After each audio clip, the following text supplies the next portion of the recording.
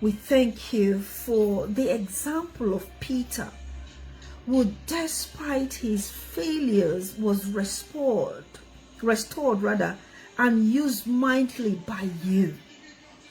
Today, we the youths across the globe, we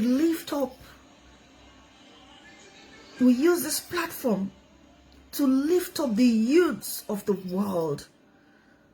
You know their struggles. You know their fears. You know their failures. You know what they are faced with. Lord Jesus, we ask that you meet them where they are, just as you met Peter. Speak to their hearts, Lord. Restore them in your love. Give them the strength to embrace your calling.